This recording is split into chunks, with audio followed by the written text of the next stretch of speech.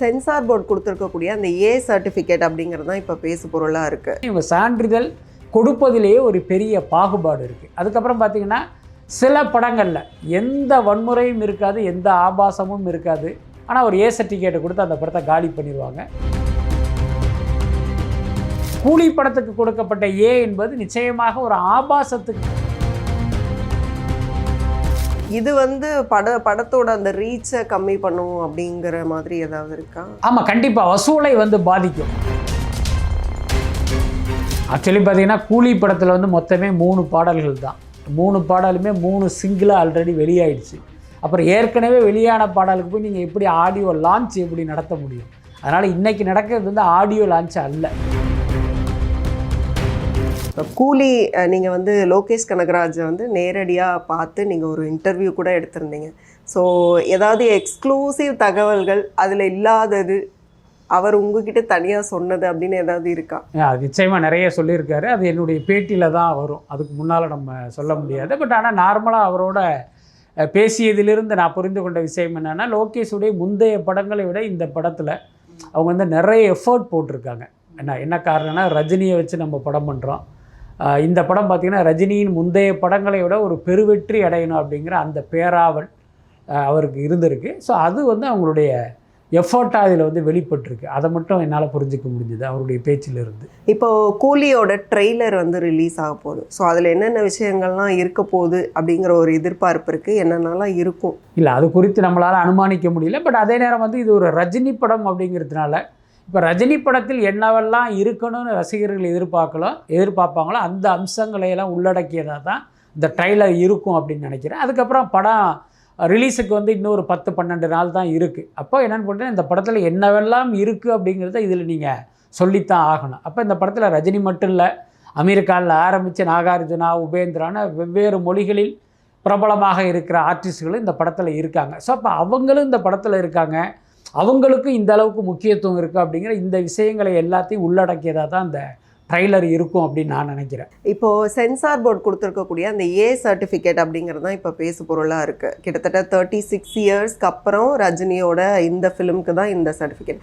அப்போது வன்முறைகள் சார்ந்த நிறைய விஷயங்கள் உள்ளே இருக்கும் அப்படின்னு சொல்கிறாங்க. ஸோ இந்த சர்டிஃபிகேட் பற்றி சொல்லுங்கள். ஆமாம், நிச்சயமாக. இன்னொன்று, பொதுவாக இன்றைக்கு தணிக்கை சான்றிதழ் அப்படிங்கிறது சரியான தர நிர்ணயப்படி வழங்கப்படுவதில்லை. அதுதான் ரொம்ப உண்மையான விஷயம். நம்ம ஏற்கனவே நான் சொல்லியிருக்கேன், இந்த தேசிய விருதுகளில் எப்படி ஒரு அரசியல் இருக்கோ அதே மாதிரி இந்த தணிக்கை சான்றிதழிலும் விருப்பு வெறுப்புகள்லாம் இருக்குது. இவர் யார், இவருடைய கருத்தியல் என்ன, இவர் எந்த கட்சிக்காரர், இவருடைய பின்னணி என்ன, இதெல்லாம் பார்த்து தான் அங்கே ஒரு சான்றிதழே கொடுக்குறாங்க.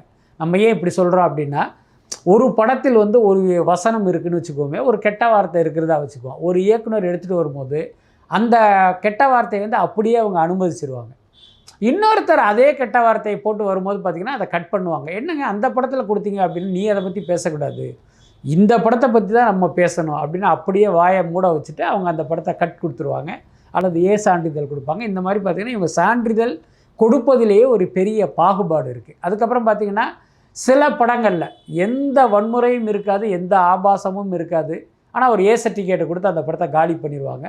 அதுவும் கடந்த காலங்களில் நடந்திருக்கு. ஆனால் இப்போ கூலி படத்துக்கு கொடுக்கப்பட்ட ஏ என்பது நிச்சயமாக ஒரு ஆபாசத்துக்கு கொடுக்கப்பட்டதாக இருக்காது அப்படின்னு நான் ரொம்ப உறுதியாக நம்புகிறேன். என்ன காரணம்னா, லோகேஷ் கனகராஜை பொறுத்த வரைக்கும் ஒரு ஃபேமிலி ஆடியன்ஸை டார்கெட் ஆடியன்ஸாக வச்சு படம் பண்ணுற ஒரு இயக்குனர்.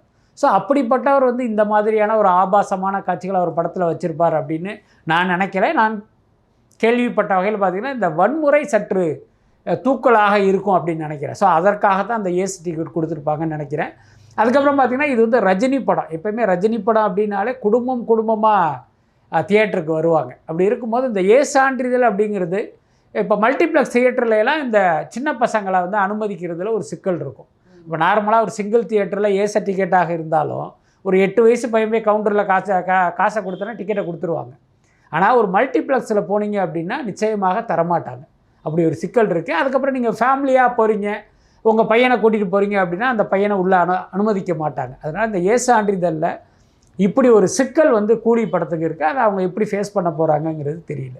இது படத்தோட அந்த ரீச்சை கம்மி பண்ணும் அப்படிங்கிற மாதிரி ஏதாவது இருக்கா? ஆமாம், கண்டிப்பாக வசூலை பாதிக்கும். நம்ம பார்த்திங்கன்னா நம்ம தமிழ்நாட்டில் இந்த மாதிரி பெருநகரங்களில் முக்கியமாக அந்த மல்டிப்ளெக்ஸ்களில் ஃபேமிலி ஆடியன்ஸ் வருகை வந்து அது தடுக்கிற ஒரு விஷயம். குழந்தைங்களோட போகணும்னு எதிர்பார்க்குறோம். ஆமாம் ஆமாம். அது மட்டும் இல்லை, இங்கேயாவது பார்த்தீங்கன்னா சில இடங்களில் வந்து அந்த ரூல்ஸை பிரேக் பண்ணிவிட்டு ஒரு இவர் ஊரில் பெரிய மனுஷனா, ஓகே இவர் எம்எல்ஏவா, இவர் எம்சியா, ஓகே ஓகே போங்கன்னு உள்ள அனுப்புறதுக்கு வாய்ப்பு இருக்குது. ஆனால் நீங்கள் வெளிநாடுகளில் இதெல்லாம் ரொம்ப ஸ்ட்ரிக்டாக ஃபாலோ பண்ணுவாங்க. முக்கியமாக யுஏஇ போன்ற நாடுகளில் நீங்கள் ஏ சர்டிஃபிகேட் அப்படின்னா குழந்தைகளோட அந்த படத்தை பார்க்க முடியாது. அதுதான் முக்கியமான விஷயம். இன்றைக்கி பார்த்தீங்கன்னா ஓவர்சீஸ் ரைட்ஸுங்கிறதே ஒரு பெரிய விலைக்கு விற்கப்படுகிற இந்த நிலைமையில் நீங்கள் ஃபேமிலியோட படம் பார்க்க முடியாத சூழல் வந்துச்சு அப்படின்னா நீங்கள் அந்த வசூலையே உங்களால் ரீச் பண்ண முடியாது. அப்படி ஒரு சிக்கல் கூலி படத்துக்கு இருக்குது. 1000 கோடி வசூலிக்கோன்னுலாம் சொல்கிறாங்க. அப்போ இப்படி ஒரு பேரியர் இருக்கும்போது அதையும் தாண்டி வசூலிச்சிருமா? ஆமாம் ஆமாம், நிச்சயமாக. அந்த 1000 கோடி அப்படிங்கிறது அதை இயக்குனருக்கு அது வந்து ஒரு கோலாக இல்லை என்றாலும் ரசிகர்கள் மத்தியில் அது வந்து அது ஒரு பெரிய எதிர்பார்ப்பாக இருக்குது. இப்போ நீங்கள் சொல்கிற மாதிரி இப்படி ஒரு சிக்கல் இருப்பதால் அதுக்கு வந்து ஒரு பெரிய தடையாகத்தான் இதை நான் பார்க்குறேன். ஒருவேளை இப்போ இன்றைக்கி தேதி வந்து 2 அப்படின்னா படம் வந்து 14 ரிலீஸ். இப்போ கிட்டத்தட்ட ஒரு 10 நாளைக்கு மேலே இருக்குது. ஒருவேளை ரீசன்ட் சாருக்கு அப்ளை பண்ணி அதை யுஏஏ மாற்றுவதற்கான ஒரு அட்டம்ப்டை பண்ணுறாங்களா என்னங்கிறது தெரியல. அதை நம்ம பொறுத்திருந்து தான் பார்க்கணும். ஆடியோ லான்ச் அப்படிங்கிறது வந்து இன்றைக்கி வந்து வெறுமனே இந்த படம் சார்ந்த ப்ரொமோஷன் மாதிரி தான் இருக்குமா, இல்லைனா வந்து ரஜினி சாரோட 50th இயர் அப்படிங்கிறதுக்கான கொண்டாட்ட விழாவாக இருக்குமா? நிறைய பிரபலங்கள் வந்து வருவாங்க, ஆனால் வந்து அவ்வளோ பேர் வந்து ஸ்பீச் கொடுக்க மாட்டாங்க, ரொம்ப காம்பேக்டாக தான் இருக்கும்னு சொல்கிறாங்க. எப்படி போயிட்டுருக்காங்க? ஆக்சுவலி பார்த்தீங்கன்னா கூலி படத்தில் வந்து மொத்தமே 3 பாடல்கள் தான். 3 பாடலுமே 3 சிங்கிளாக ஆல்ரெடி வெளியாயிடுச்சு. அப்புறம் ஏற்கனவே வெளியான பாடலுக்கு போய் நீங்கள் எப்படி ஆடியோ லான்ச் எப்படி நடத்த முடியும்? அதனால் இன்றைக்கி நடக்கிறது வந்து ஆடியோ லான்ச் அல்ல. அதுதான் முக்கியமான விஷயம். இன்றைக்கி வந்து அந்த ட்ரெய்லரை அவங்க லான்ச் பண்ணுறாங்க. அதனால் இதை ட்ரெய்லர் லான்ச்சுன்னு நம்ம எடுத்துக்கலாம். அப்படி இல்லை அப்படின்னா ப்ரீ ரிலீஸ் ஈவெண்ட்டாக இதை நம்ம கணக்கில் எடுத்துக்க வேண்டியது. பட் நான் என்ன கேள்விப்பட்டேன் அப்படின்னா, இந்த ஆட்களை மேடையில் ஏற்றி வளவளன்னு பேச வைக்காமல் ஒரு 3-4 பேர் மட்டும்தான் ஸ்பீச் கொடுப்பாங்க. மற்றபடி பார்த்திங்கன்னா இது வந்து ஒரு இசை ஒரு கான்செர்ட் மாதிரி நடக்க போகுது அப்படிங்கிற மாதிரி தான் எனக்கு தகவல் கிடைச்சிது. அந்த கான்செப்ட் மாதிரி நடத்துறதுலேயும் ஒரு நடைமுறை பிரச்சனை என்னென்னா, படத்தில் மொத்தமே 3 பாட்டு தானே. அப்போ 15 நிமிஷத்துலேயே ஃபங்க்ஷன் முடிஞ்சிருமா அப்படி ஒரு கேள்வி இருக்குல்ல. அப்போ இவங்க என்ன பிளான் பண்ணுறாங்க, ரஜினி 50 வருஷங்கிறதுனால இப்போ அவருடைய பழைய பாடல்களை எல்லாம் போட்டு இப்போ ரஜினிக்கே ஒரு ட்ரிபியூட் பண்ணுற மாதிரியான ஒரு அட்டம்ப்டை பண்ணுறாங்கன்னு தான் நான் கேள்விப்பட்டேன். ரஜினி சாரோட ஸ்பீச் இப்போது அதுவும் இந்த இதில் வந்து ஸ்பெஷலாக வந்து 50th இயரும் இருக்குது, அதே மாதிரி கூலிங்கிற பெரிய பிம்பமும் இருக்குது. ஸோ இதில் பேசும்போது பொதுவாகவே அவர் லாஸ்ட் டைம் வந்து பேசும்போதெல்லாம் கழுகு கதையெல்லாம் வந்து வைரல் ஆச்சு. அந்த மாதிரி வந்து ஒரு ட்ரிகராக ஏதாவது ஒரு கதை இந்த வாட்டி சொல்லுவாரா? விஜயை தூண்டுற அளவுக்கு ஏதாவது கதை சொல்லுவாரா? அதுக்கான வாய்ப்புகள் இருக்குது? இல்லை, எனக்கு தெரிஞ்சு அதுக்கு வாய்ப்பு இல்லை அப்படின்னு தான் நினைக்கிறேன். என்ன காரணம்னா, ரஜினி வந்து அரசியலிருந்து முற்றிலுமாக நகர்ந்து போயிட்டார் ஒன்று. அதுக்கடுத்து விஜய் வந்து அரசியலுக்குள்ளே போயிட்டார். அதனால் இவர் விஜயை வந்து எந்த வகையிலையும் இவர் டச் பண்ண மாட்டார் அப்படின்னு தான் நான் நினைக்கிறேன். பேக் ஃபயராக தான் இருக்கும். ஆமாம். அதே நேரம் பார்த்தீங்கன்னா கூலி படம் குறித்து அவர் பேசுவதற்கு நிறைய விஷயம் இருக்குது. ஏற்கனவே லோகேஷ் கூட சொல்லியிருக்காரு, நான் கமல் ஃபேனுன்னு தெரியும் போது ரஜினி சார் என்னை கலாச்சாரம் அப்படியா இருங்க உங்களை ஆடியோ லான்ச்சில் வச்சுக்கிறேன் அப்படின்லாம் அவரை கலாச்சிருக்காரு. ஸோ இதை பேஸ் பண்ணி இப்போ ரஜினியுடைய பேச்சுங்கிறது கொஞ்சம் காமெடியாக ஒரு இன்ஃபர்மேட்டிவாக இருக்கும் அப்படின்னு தான் நினைக்கிறேன். அதே நேரம் ரஜினி என்ன பேசினாலுமே செய்தி தானே என்ன. ஸோ அந்த பரபரப்புக்கு ஒன்றும் பஞ்சம் இருக்காது. அதே நேரம் மற்றவர்களை வந்து ட்ரிகர் பண்ணுற மாதிரியான பேச்சு இருப்பதற்கு வாய்ப்பு இல்லை. ஒருவேளை அவர் ஒரு விஷயத்தை பேசி ஊடகங்கள் வேற ஒன்று அர்த்தப்படுத்திக்கிட்டு வேணால் அதை சர்ச்சையாக்கிறதுக்கு வாய்ப்பு இருக்கே தவிர ரஜினி சர்ச்சைக்குரிய பேச்சை பேச மாட்டாருன்னு தான் நான் நினைக்கிறேன். ஃபங்க்ஷனுக்கு எந்தெந்த பிரபலங்கள் வர்றதுக்கு வாய்ப்பு இருக்குது? குறிப்பாக கமல் வர்றதுக்கே வாய்ப்பு இருக்கா? கமல்ஹாசன் வர்றதுக்கு வாய்ப்பு இல்லைன்னா, கமல் சார் வந்து இப்போ டெல்லியில் இருக்கார். அவர் சமீபத்தில் ராஜ்யசபா எம்பியாக பதவி ஏற்றார். அதுக்கப்புறம் இங்கே ஒரு நாள் வந்துட்டு திருப்பி அவர் டெல்லி போயிட்டார். அதுதான் நான் கேள்விப்பட்ட தகவல். அதனால் அவர் வருவதற்கு வாய்ப்பு இல்லை. அதுக்கப்புறம் எப்போயுமே இந்த ரஜினியுடைய விழாவில் பார்த்திங்கன்னா ரஜினி தான் சென்ட்ரு பாயிண்ட்டாக இருக்கணும். அவரை மிஞ்சிய இன்னொருத்தர் வந்து அந்த மேடையில் இருப்பதை அந்த விழா நடத்துபவர்களும் விரும்ப மாட்டாங்க. ஐ திங்க் ரஜினியும் விரும்ப மாட்டார். அப்போ அமீர் கான் போன்ற வேற பெரிய ஆர்டிஸ்ட் வருவதற்கு வாய்ப்பு இல்லை. அதே நேரம் அந்த படத்தில் நடித்தவர்கள் என்ற அடிப்படையில் வேணால் வந்து அட்டென்ட் பண்ணுறதுக்கு வாய்ப்பு இருக்குது. ஆனால் அவங்கள மாசாக காமிக்க மாட்டாங்க. நம்ம இங்கே இந்த ஃபங்க்ஷனை பொறுத்த வரைக்கும் ரஜினி தான் ஹீரோ.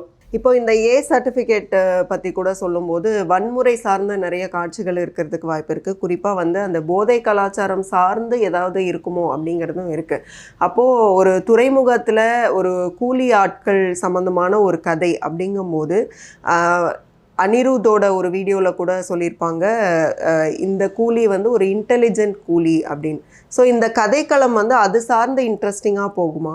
இல்லை, கதை குறித்து நமக்கு பெருசாக தெரியல. பட் அதே நேரம் லோகேஷ் படம்ங்கிறதுனால சில டெம்ப்ளேட் விஷயங்கள்லாம் இருக்கும். இப்போ நீங்கள் சொன்ன மாதிரி அந்த ட்ரக்குங்கிற ஒரு விஷயம் கண்டிப்பாக இருக்கும்.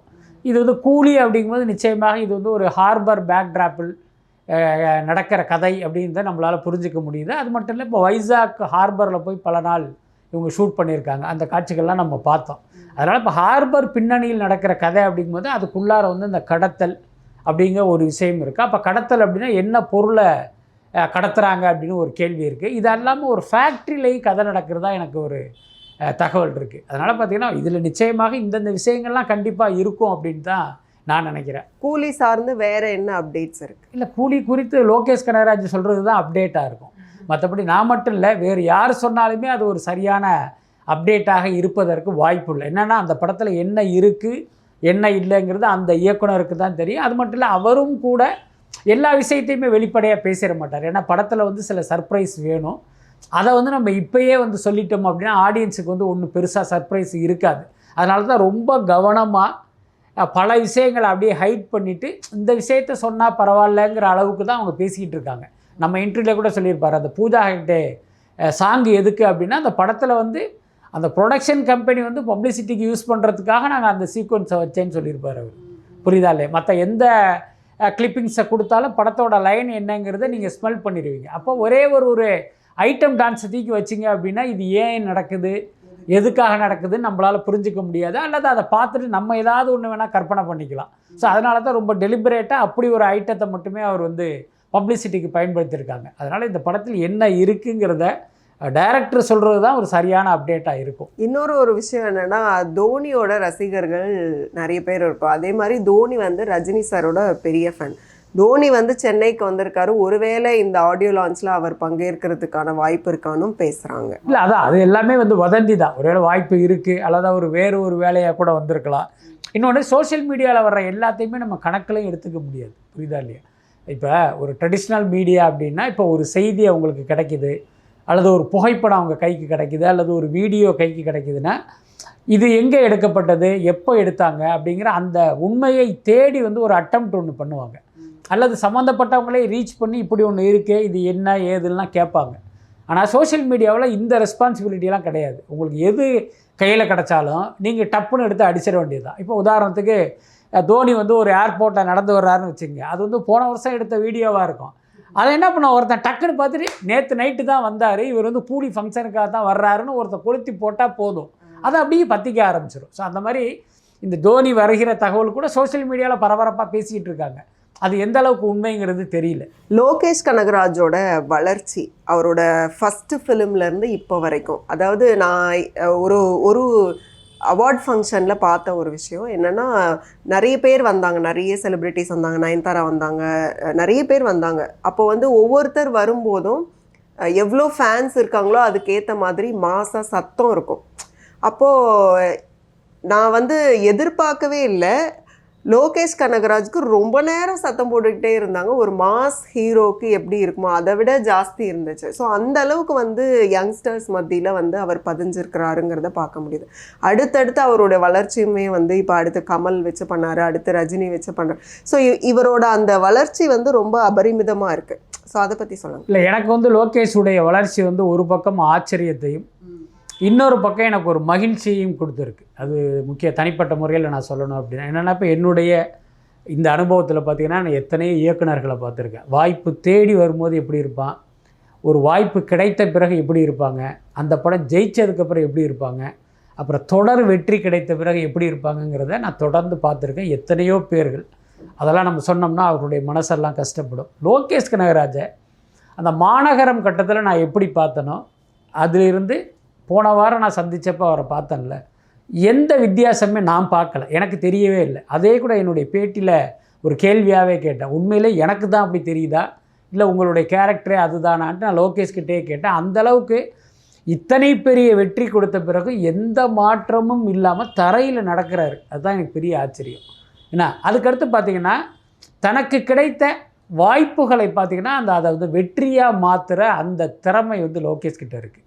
ஏன்னா அதை வந்து அவர் ரொம்ப அழகாக பயன்படுத்திகிட்டு இருக்காரு. பாருங்கள், மாநகரம்னு ஒரு படம் ஒரு சின்ன பட்ஜெட்டில் எடுக்கிறாங்க. அந்த படமே ஷூட்டிங் முடிஞ்சு கிட்டத்தட்ட ஒரு 3 வருஷம் ஒரு 10 தர அந்த படத்தை எடிட் பண்ணியிருப்பாங்க. ஒரு வெர்ஷன் பண்ணுவாங்க, ப்ரொடியூசர் ஒன்று வேணாம் நல்லா இல்லை மாற்றுங்கம்பாங்க, திருப்பி எடிட் பண்ணுவாங்க மாற்றுவாங்க, திருப்பி எடிட் பண்ணுவாங்க மாற்றுவாங்க. இந்த மாதிரி கிட்டத்தட்ட ஒரு 3 வருஷம் அந்த படம் எடிட்டிங் டேபிள்லேயே இருக்குது. இப்போ அந்த இடத்துல வேற ஒரு இயக்குனர் இருந்திருந்தால் வெக்ஸாகி கிளம்பி போயிருப்பாங்க. இந்த சினிமாவும் வேணாம், இந்த படமும் வேணாம், போங்க ஏன்ட்டு கிளம்பி போயிருப்பாங்க. ஆனால் இவர் ரொம்ப பொறுமையாக, இது நம்ம முதல் படம், இதுதான் நம்ம லைஃபு, ப்ரொடியூசருக்கு எப்போ அந்த படத்தை ரிலீஸ் பண்ணணும்னு தோணுதோ அப்போ ரிலீஸ் பண்ணட்டும்னு ரொம்ப பொறுமையாக அந்த 3 வருஷம் அவர் காத்திருக்கார். இதில் காத்திருக்காரு நம்ம ஈஸியாக சொல்லிட்டோம். அந்த 3 வருஷத்தில் அவர் எப்படி சர்வைவல் பண்ணியிருப்பாருன்னு ஒரு கேள்வியை கேட்டால் அவர் எவ்வளோ கஷ்டப்பட்டிருப்பாருங்கிறத நம்ம புரிஞ்சுக்க முடியும். அந்த பார்ட்டை சமூகம் வந்து அதுக்கப்புறம் அந்த படம் வெற்றி அடைந்து அதுக்கப்புறம் பார்த்திங்கன்னா கார்த்தியுடைய டேட்டு கொடுத்து அவரை வச்சு ஒரு படம் பண்ண சொல்கிறாங்க. அதுதான் கைதி. அந்த கைதி வாய்ப்பையும் கூட ரொம்ப அழகாக பயன்படுத்தி பார்த்திங்கன்னா ஒரு பிரமாதமான திரைக்கு விஜய் படத்தோடு அந்த கைதி படம் ரிலீஸ் ஆகுது. இந்த படமும் ஒரு பெரு வெற்றி அடையுது. இன்றைக்கி உள்ள சூழ்நிலை பார்த்திங்கன்னா ஒரு பெரிய ஹீரோவுடைய படம் ரிலீஸ் ஆகும்போது இன்னொரு படம் வந்துச்சுன்னா அது நசுங்கி போயிடும்.